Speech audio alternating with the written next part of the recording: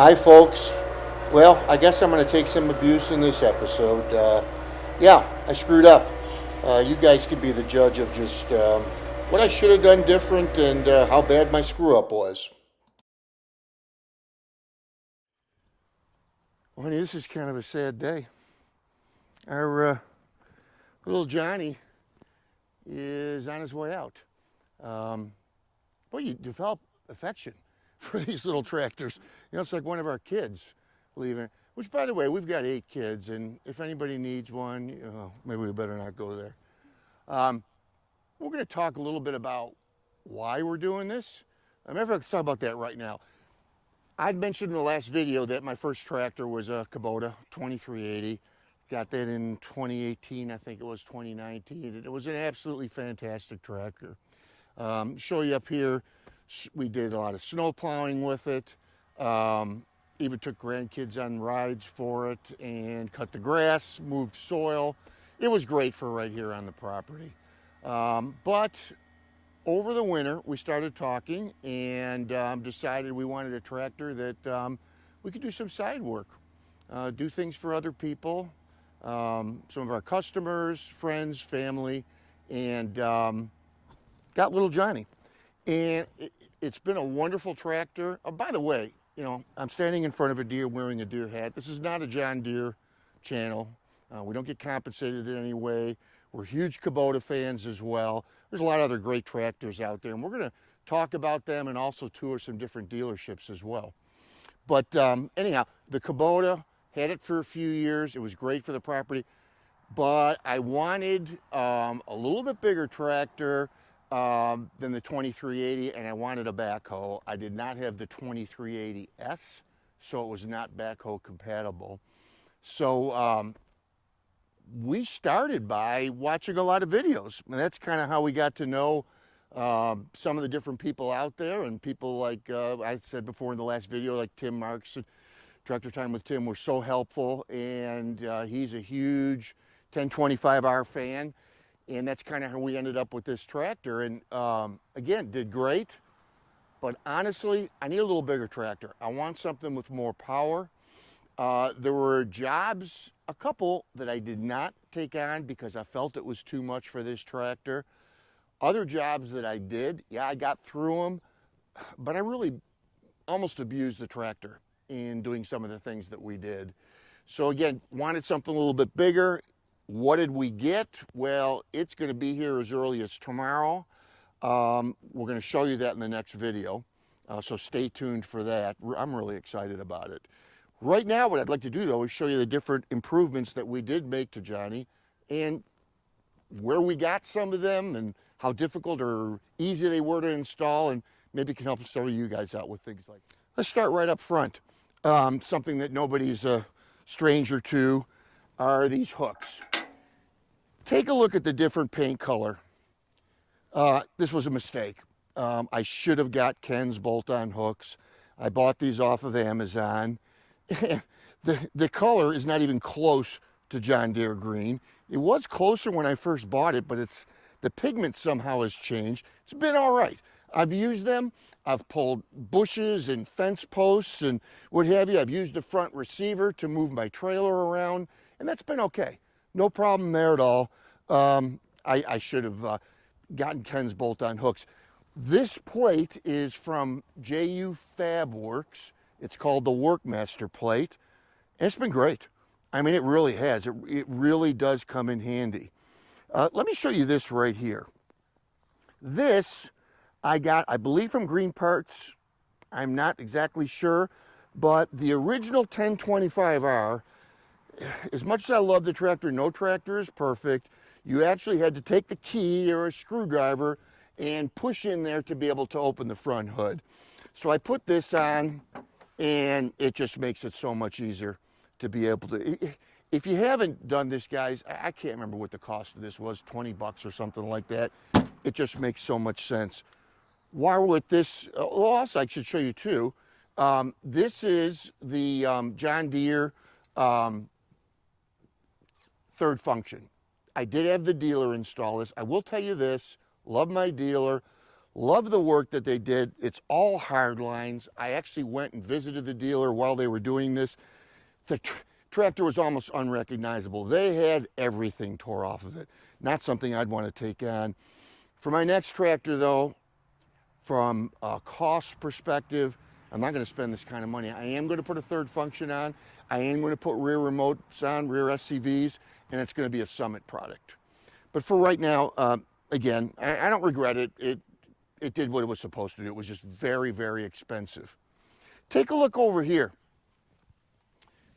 This is really a ingenious design. This comes from Otis Innovation, and we all recognize this as being the place that we check our axle fluid.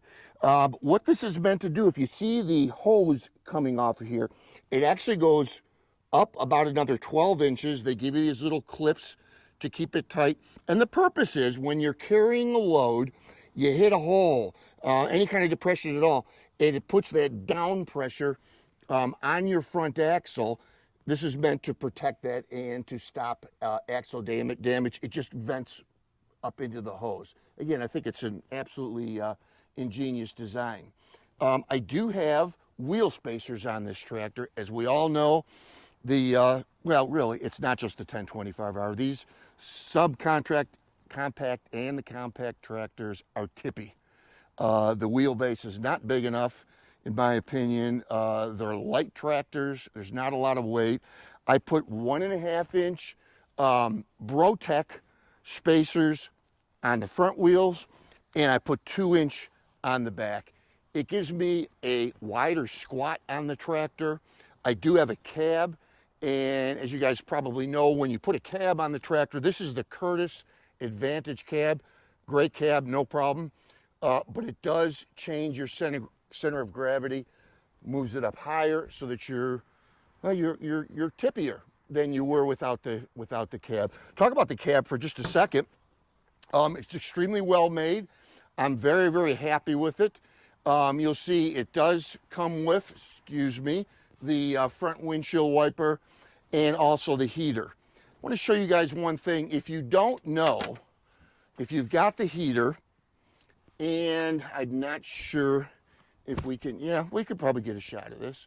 Honey, if you shoot this way, and I'll point to it. Are you seeing my fingertip here? This is a shutoff for the heater that comes mounted in the cab. You see that this is shut off, and I do that because it's summertime.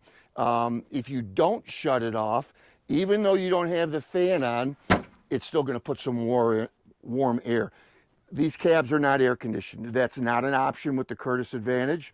There's many other cabs that you can go with if air conditioning is important to you. What I frankly do in the summer, and the only reason they're on right now is because the tractor's going tomorrow, I take the doors off and I take the back window off. And I had no problem with comfort this summertime. Also, if you've got it shut off and it gets warm, you can turn this on and it acts like a fan. And just a little bit more comfort. It's not too bad. I did have a suicide spinner handle on here, which to me is just invaluable. This seat I got from Amazon, and just to protect the original John Deere seat. Let's go right behind here. And again, I have removed them, but there is available a bracket which goes around the light. I have them on both, had them on both, and it protects the light from branches and what have you. There have been times I've gotten out of the tractor and one of these lights were cockeyed, or the work light or what have you, which tells me that that bracket did its job. We'll go around. Let's go to the back, and I want to show you one other thing also. Oh, by the way, these are pads for your feet. This was Green Parts Store. Green Parts, yeah. Yeah, Green Parts Store. They're not cheap, but especially if you're working on somebody's blacktop driveway, to me these are absolutely essential.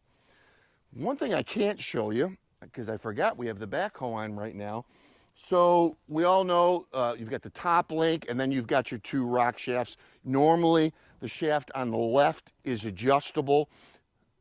excuse me, the one on the right is adjustable. I replaced the one on the left with another adjustable rock shaft. It just makes it easier to be able to tip, as an example, your box blade both ways if you're trying to crown a driveway, a stone driveway. It's just a great feature. I mean, if you can get into here, of course, this is your rear differential lock. The tractor comes stock with a little piece of metal sticking out. Very difficult to find when you need it quickly. So this pedal, Ken has developed, extremely easy to put on. And it's just one of those things that once you put it on, you ask yourself the question, why in the world does the dealer not, or does the dealer rather, not make that as a standard item on these tractors? Mud's custom. I've got some grab hooks in the on both sides of the tractors, plus this step. You know, it's just a little easier getting in the tractor that way. Rear ballast. You know, you look in your owner's manual of any tractor, and they're going to have a section in there on rear ballast. It's not optional. But I will tell you this, I'm one of those guys that if I even read the directions, it doesn't, in my mind, always apply to me. That's for the other guy. A good example is my Kubota. Had that tractor about 4 years. Did not have 1 ounce of rear ballast in it. And there were times, I remember a couple times carrying stone and a couple times plowing snow. When I went to bank the snow where I had the tractor up on 2 wheels. It's just stupid. I mean, it really is. I guess I probably did have the ROPS up. I might not have even had them up. I'm not even sure when I was plowing snow. Rear ballast is absolutely essential. You can see right now I've got the backhoe on, which is about 600 pounds or so.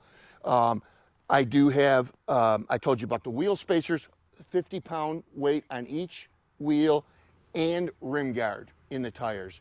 Rim guard to me makes so much sense. You never have to think about it. You don't take it off, put it on. And to me, you know, I know there are guys that put windshield washer fluid and things like that in there. I hope nobody's using calcium anymore. That's a good way to destroy your wheel. I know we all used that years ago. But rim guard is something, it's just beet juice, so it's organic. If you should get a hole in your tire and it leaks out, it's not gonna harm anybody's property. And you add 11 pounds per gallon of beet juice put in. So you've got some very, very significant weight back there. Keeps you safer. That's what it's all about, guys. We want to enjoy our tractors. We don't want to get hurt on them, right? This is actually a 2022. Bought this in February of 2023. I got a deal getting the 2022. It has no hours on it when I bought it. But amazingly, it still came with halogen headlights, not LED. I did switch out both headlights and my 2 work lights in back for LED. I just got them in Amazon, not a lot of money, super easy to do. My new tractor is going to be a 2023, and thankfully I'm not going to have to do that. It does come with LED lights. Again, mixed feelings. Love this little tractor, but you know, you got to do what you got to do. Really quickly, the title of this video was about making a mistake. You know, you don't know what you don't know. You can call me stupid, because I'll tell you, just having this tractor new to me in February and getting another one here now in August, there's a financial kick to it. Not fun. You know, so am I stupid? Am I ignorant? You know, whatever everybody wants to say that I am. I think I was uninformed. I had never had a tractor that I did work for other people and the demands it puts on it and me. And I'm making, I don't know, I guess it's a business decision that we believe that the larger tractor is going to be right for us. So mistake, I guess so. But, you know, if I had the knowledge then that I have today, I assure you, I would have got the tractor that we're getting tomorrow in February. I would encourage, I was going to say people that are new to tractors, but really anybody. There's 4 or 5 really awesome YouTube channels. You know, there's Tractor Mike. Mike's been around tractors his whole life. He's got some just unbelievable knowledge. He's one that you should look up. I think also GoodWorks Tractor, Courtney with GoodWorks, introduces a slew of new products that he's got available. And one that you may not have heard of is Biff's Equipment. Now we're here in Western New York. Biff is actually close to me, just a little bit south. I'll tell you this, guys, I've never ever seen anybody as talented with a front loading bucket as Biff is. I mean, he makes me feel like I know nothing. He's a great one to watch. And then of course, in my mind, in our mind, the king of the tractor world is Tractor Time with Tim, Tim and Christy, a host of information that you're going to get from those folks. Well, that's it for today. Thanks for joining us. Gotta ask you guys, any of you guys know anything about grapes? I told you in the last video, I don't have the greenest thumb in the world. Built this bed a couple years ago. This is the first year, as I understand it, what you're supposed to do is you're supposed to prune these things in the middle of spring. When it's, well, before they have foliated at all. I didn't do it this year. And look at how full it is. I mean, should I not be pruning them? But here's the real question that I have. Take a look here. You'll see these are the Concord grapes. I almost forgot the name. And you can see they're getting ripe. Boy, the birds just love it. They're all throughout here. I don't mind feeding the wildlife. It'd be nice to have some of them for us. I don't know if there's gonna ever be enough to make any wine with. Anybody got any ideas how to keep these birds out of here? Because they will literally, they did last year, ate every single grape, probably some of the squirrels too. Other than the obvious, which is to put a net over there, which I'm not sure I'm willing to do.